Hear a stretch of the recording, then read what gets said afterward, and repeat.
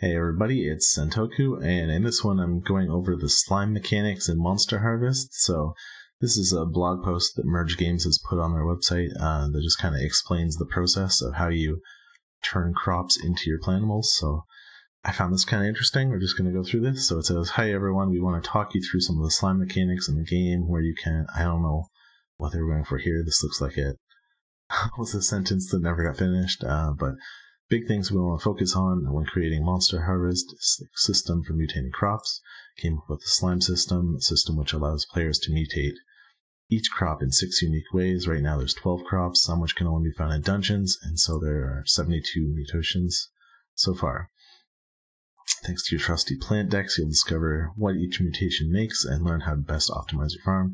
So that's cool. There's kind of like a Pokedex on the sounds of things. That's new information to me. So there's 3 base slimes and 3 super slimes. So I guess that makes up the 6 unique ways that you can combine your crops. Slimes are easily applied to the crop, and once the crop has completed growing, it will emerge as a mutation. Base slimes are pretty common and can be found even outside of the dungeon. They come in red, blue, and green.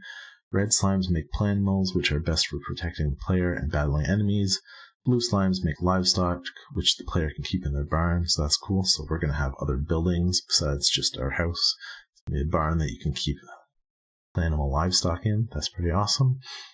Green slimes accelerate growth, and I mean really accelerate it. In fact, it gives you the final crop instantly. Think of it as a super fertilizer. So that might be really interesting and useful at the end of a season. I know in Stardew Valley, there's some times where you just have to stop watering your crops because you're not going to get another crop rotation out of it. But with those green slimes, it sounds like right up to the last day of the season, you'll be able to apply that and instantly harvest. So that's cool.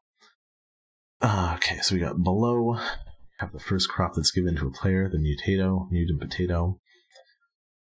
You'll see it can make the mutanko planimal and the mutabit livestock, or instant growth. For livestock, you'll still have to wait for the baby to grow to an adult, so make sure to feed them every day. So this is a pretty interesting graphic here. So presumably you buy these potato seeds, you plant them, and then this is the regular progression that it goes to.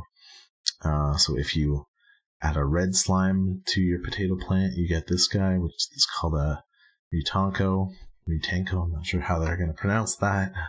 Then if you combine with the blue one, you get the mutabit, which is like a mutated potato rabbit. Starts out as a baby, you have to keep feeding until it grows up.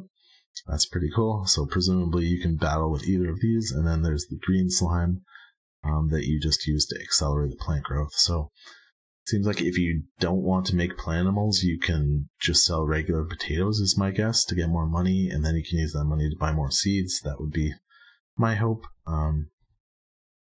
That's it for that. If you haven't checked out this blog, I recommend going through it. It's actually, they have one blog for all of their games, but you can just go through and search for Monster Harvest. Like, there's this one that's updated for, just to let you know that it's coming out July 8th now. You can tell some of the new stuff that they've come out with, like the dungeon mini-map, the new planimals and stuff like that, so that's cool. And yeah, that's about it.